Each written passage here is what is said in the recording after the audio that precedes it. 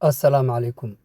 Ma rabtaa inaad wax badan ka ogaatid qaabkii ay u shaqayn jireen madax dhaqameedkii hore? Dabcan madax dhaqameedka hadda shaqooyin badan bay hayaan, laakiin meelaha qaarna Soomaaliya madax dhaqameedkii awooddii waa laga qaaday, sida koonfurta Soomaaliya oo kale.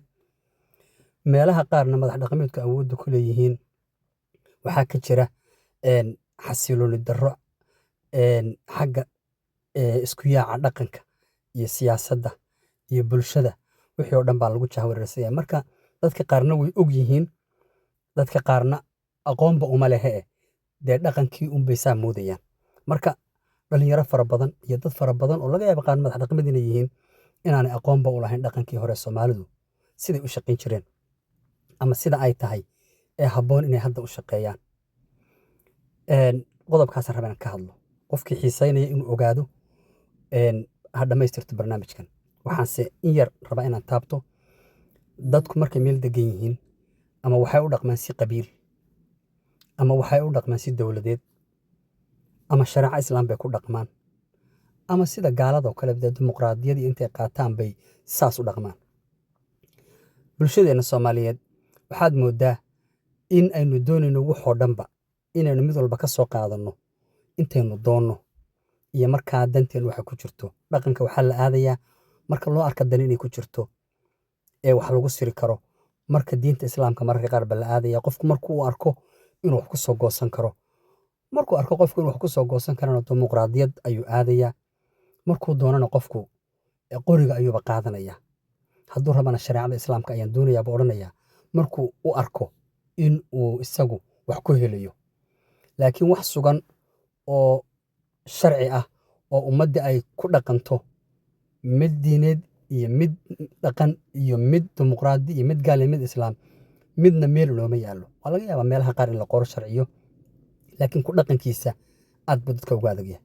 Aan ku soo noqonno qodobkii aynu bilowgeena soo qaadanay ee ujeeddada video clipkan aan inoogu diyaariyey asalka u ahayd ee ahayd dhaqankii Soomaalidu sidii uu u shaqayn jiray ama sida ay habboon tahay inuu hadda u shaqeeyo. 5 wax ayaa muhiim ah qofku inuu fahamsan yahay. 1. Talada iyo go'aanka iyo guddoonka iyo fulinta iyo dabagalka. 5taa qaybood markay dadku qabiil ahaan u dhaqmayaan weeye. Yacni maaragtay hab dowladeed u dhaqmaynin. Idan qabiil baa raba inuu shiro. 1. Qabiilkaasi marka uu shirayo sida saxda aan ka hadlaynaa. Kama hadlayno sidaynu hadda yeello ee maroorsiga ah, laakiin sida saxda ah. Sida saxda waxa weeye qabiil hadduu rabo inuu shiro, shirkaa waxaa iclaamin kara qabiilkii oo dhan oo isku raacay ama majoritigiisi oo isku raacay oo cuqaashii og tahay oo maxay ahayd isimadii og yihiin oo culimo u diintii og tahay oo ganacsatadii og tahay oo dhalinyaradii iyo maxay ahayd haweenkii og yihiin. Qabiilkaasi qodob ayay ka shirayaan iyagoo u arka in qodobkaasi muhiim inay ka shiraan ay tahay. Halkaa maxaa ka baxaysa in qabiilka magaciisii group uu qaato oo uu yidhaahdo annagoo reer hebel ayaa shirnay go'aamadaasaan soo saarnay. Laga yaabo qabiilkuna inuusan islaba ogeyn, laakiin magaciisii in badan baad ka aragtaan miidiyaha dad meel tuban oo leh haddaanu beesha reer hebel nahay saasaanu. Qabiilkiina dad badan oo ka mid ah aanay ogeynba. Qasab ma aha qabiilku markuu shirayo in dhammaan goobjoog la ahaado. Lama wada ahaan karo. Qabiilku adduunku kala firirsan yahay. Laakiin markaa ciddii maqan iyo cidda meel wada joogtaaba inay isku raacaan, ciddii markaa hele waqti u haysaa ay shirkii tagto, ciddii kalena iyada oo og in shirkaa la qabanayo oggolaanshiya laga haysto la shiro. Horta qodobkaas waa muhiim. Marka waxaa imanaya marka saas la isla garto ee la shirayo 5tii qodob aan hore ku soo sheegnay ee ahaa talada, go'aanka, guddoonka, fulinta iyo dabcan dabagalkii in waxaan fuleen. Yaa iska leh shaqooyinka. Waddamadan reer galbeedka ama luqadda Ingiriiska waxaa la yidhahdaa job description. Qofku markuu meel ka shaqaynayo wuxuu leeyahay shaqo waajibaad buu leeyahay. Micnaha shaqo laga sugayo inuu qabto. Marka shaqooyinkan aan 5ta ahaynu soo tilmaannay mid walba cid baa leh. 1. Talada waxaa iska leh xubnaha shacabka ah guud ahaan ee qabiilka ah. Culimadeeda leh, ganacsatada leh, dhalinyarada leh, qaybaha kala duwan leh ayaa talada leh. Taladii bay rogrogayaan, way ka dhibeed garaynayaan, nin walba waxay la tahay buu soo daynayaa. Ninkii laga ra'yi toosnaado waa laga tegayaa. Ninkii ra'yigiisa loo arko sax baa la qaadanayaa. Cid gaar loo riixayaa ma jirto. Taladii markay isla rogrogaan, shirkoodu intuu doona haw socdo talada dadka shacabka iska leh. Kadib markay taladaas isla afgartaan, waxaa meesha goobjoog ka ah isimkii baa laga yaabaa iyo caaqilkii inay joogaan ama cuqaashii ay joogaan. Haddii qabiil ballaaran oo qabaa'ilka matalan isimada badan lehna, isimadii iyo cuqaashii baa jooga. Hadduu jilib yahayna, cuqaashii iyo isimkoodii baa jooga. Dadkaas shiraya ayuunbay ka mid yihiin. Markay dadkii wixii isla gartaan, yaa go'aanka iskale marka. Taladii yaa leh, qabiilka oo dhan baa leh. Waa goobtaa fadhiya ee shiraya. Marka ay shiraan, yaa iskale marka go'aanka. Cuqaashaa iskale. Cuqaasha ayaa waxay iska leeyihiin inay taladii qabiilku isku raacay ay go'aamiyaan. Oo in la isku raacay ay ku raacaan. Iyaga oo iyaguna haddii ay fikirkooda ku darayaan oo ay arkaan in wax ka dhiman yihiinna fikirkooda dhiibanaya. Hadday arkaan in wax dheeri ku yihiin oo laga badbadiyeyna halkaa aan ka dayno odhanayo fikirkooda dhiibanaya. Ugu dambeynna markay isla gartaan taladii qabiilku, cuqaashii ayaa u go'aaminaysa oo go'aankii go'aaminaysa. Darajadii labaad buu marayaa. Waa la tashaday, cuqaashiina way go'aamisay ama caaqilkii baa go'aamiyey. Kadib waxay u gudbaysaa isimadii sida garaadada, malaaqa, ugaaska, boqorka, wabarka. Soomaalidu magacyo badan bay u bixisaa. Kuwaasi waxay leeyihiin marka guddoonkay leeyihiin iyo ducada inay arrintii fikirkooda waxay ku dari karaan ku daraan, waxay ka dhimi karaan zaa'id ku ay u arkaanna ka dhimaan. Marka la isla qaato ay markaa u guddoomiyaan iyaga oo u ducaynaya. Qabiilkaasi marka wuu tashaday, wuuna go'aansaday, wuuna guddoonsaday, wuuna ducaystay. Waxay u gudbaysaa markaa fulin. Fulinta waxaa iskale ciddii u fara dhoodhooban. Hadday tahay waxbarasho, hadday tahay allabari, hadday tahay xilli dagaal, hadday tahay xilli waxyaabahaas mag ay soo qaadanayaan, hadday tahay mag ay soo urursan micnaha ay iyagu bixinayaan, iyo hadday tahay ciddii markaa loo xilsaaro baa iskale. Dabcan halkaa waxaa ka maqan marka qodobkii muhiimka ah dabagalka. Guddidii loo xilsaaray iyo ciddii kale ee cuqaashii iyo isimkii iyo culimo diintii iyo ciddii kale ee mas'uuliyiina iyo ningarboodkii ayaa dabagal ku sameynaya hawshaasi inay fushay iyo inaanay fulin oo ciddii loo xilsaaray ay fulisay. Marka waxaa la marayaa levelkii qabiilka la maraya. Haddaba haddii qabiilku saa u tashanayo oo runtii ay saa u dhaqmayaan, wax konflikti ah iyo wax isqabqabsi ah iyo wax buuqi dabcan wuu jiraya laakiin wuu yaraanaya. Laakiin waxyaabaha hadda buuqa keenaya waxaa ka mid ah, waxaa laga yaabaa madax dhaqameedku in ay qaataan wixii taladii iyo go'aankii iyo guddoonkii iyo fulintii iyo dabagalkii ay yidhahaan waxa annagaa ka warhayno waa la fuliyey. Marka meeshii maxaa ka baxaya in dadkii aanay isku talo noqon. Qabiilkii talada war kama hayaan. Wixii ma daadegsana. Marar badan waxaad arkaysaa qabiilkii oo wax raba in ninkii isimka u ahaa oo qabiilkii oo intaa kumanaana u diidayo. Uu leeyahay keligay iyo qabiilkii. Waxyaabaha hadda meelo badan ka dhacaya. Way ka dhacaan meelo badan. Puntland bay ka dhacaan. Deegaamadan waqooyi bari hadda ay ka dhacaan. Gobolka Sanaag oo kale hadda waxaad arkaysay in qabiilkii iyo siyaasiyiintii wax isku raacay in isimadoodii qaar ay leeyihiin ma ogolin.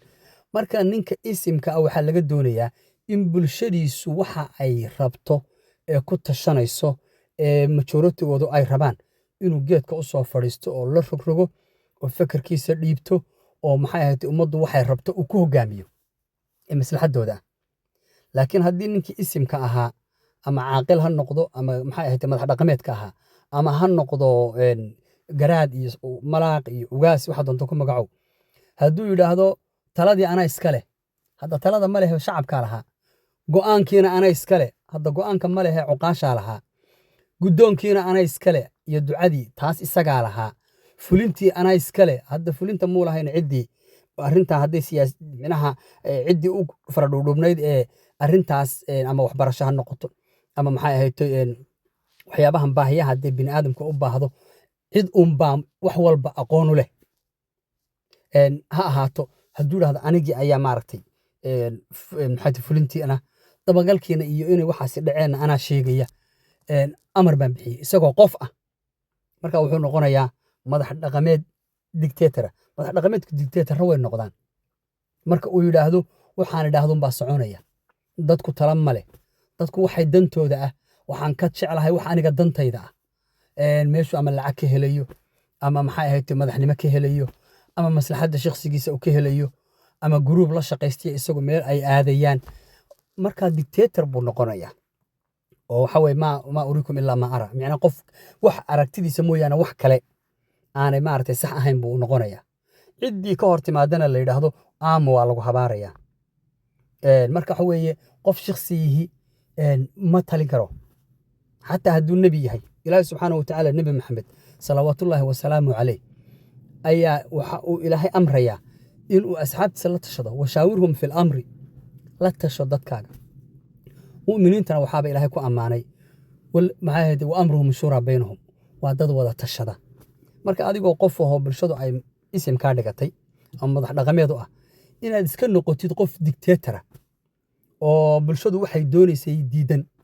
oo masaalixda shakhsiga ah adigu aad ama lacag ka hel ama darajo ka hel ama ragaad jeceshahay meel maamul geyso ama dana yar yar oo gaar ku ah inaad ummadiyo inta kumanaan kun ah inaad taladoodii diidid oo aad kaligaa tiraahdo anuun baa meeshan maraad maraysaan runtii arrintaas waa arrin aad u liidata una baahan madax dhaqameedku inay ka waantoobaan kuwa badan oo wanaagsan baa jiro oo bulshadooda la tashada oo runtii aad loogu guuleystay waxyaabahay sameeyeen waxaa ka mid ah waxyaabaha la yaabka leh bulshadeena hadda aadka ugu baahay in nimanka siyaasiyiinta ahi marka ay rabaan inay bulsho afduubaan ayan bulshadiiba muhiim u ahayn inay la hadlaan qofka madax dhaqameedka oo bay lacag siinayaan waxay leeyihiin arrintaa waanu diidnay dheh ama arrintaa waanu yeelay dheh waxaad moodaa in marka qofka shakhsiga ahi wuxuu yiri maxay ahayd ay ku go'an tahay oo bulshadii waxay diidaysay iyo waxay yeelaysay aan danba laga lahayn in wax loo qabtana ayan muhiim ba ahayn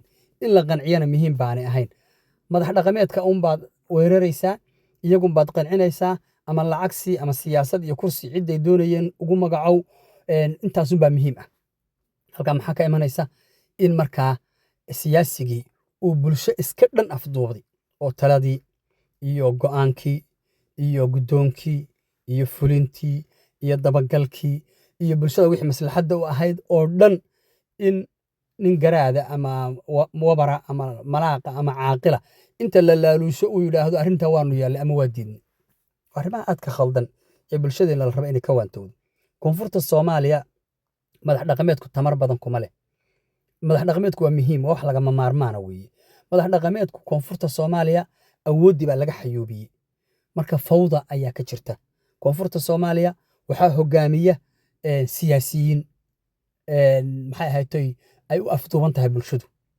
oo bulshada ka dhex ganacsada ganacsiga siyaasadeed ka dhex sameeya oo bulshadu waxay doonayso iyo amnigooda iyo waxa aan loo joojin nin siyaasiya ayaa koonfurta soomaaliya suu doono u gala marka la soo gaaro Puntland ilaa waqooyi bari ilaa waqooyi bari maamulkan cusub hadda la sameeyey ilaa maamulkan maxay ahayd waqooyi galbeed Hargeysa iyo Boorame iyo Burco area ka jira deegaamadaas ama Somaliland la yiraahdo madax dhaqameedka xoog ku leh laakiin madax dhaqameedka laftooda ayaa mararka qaarna way asiibaan oo dariiqan aan idin tilmaamayaan soo sheegaynay baa ay maraan ee soo jireenka ah mararka qaarna siyaasiyiinta ay jeebka u galaano madax dhaqameedkii dan shakhsi bay ka hormariyaan dantii bulshada marka runtii intaas ayaan idinla wadaagayay waxaynu u baahannahay madax dhaqameedku in aanay bulshada afduubin ee ay noqdaan madax dhaqameed bulshadu waxay danta u arkaan iyo talada la wadaaga oo ayan noqonin madax dhaqameedku danaystayaal iyaga inta lacag la siiyo bulshadoodii afduubi kara oo maxay ahayd bulshadii ka dhigaya bulsho aan jirin intaas ayaan ku soo gabagabeynaynaa barnaamijkeena aynu kaga hadlaynay madax dhaqameedka iyo bulshada iyo siyaasiyiinta isku dhex weeraray sidii loo kala miiri lahaa. Wassalaamu calaykum.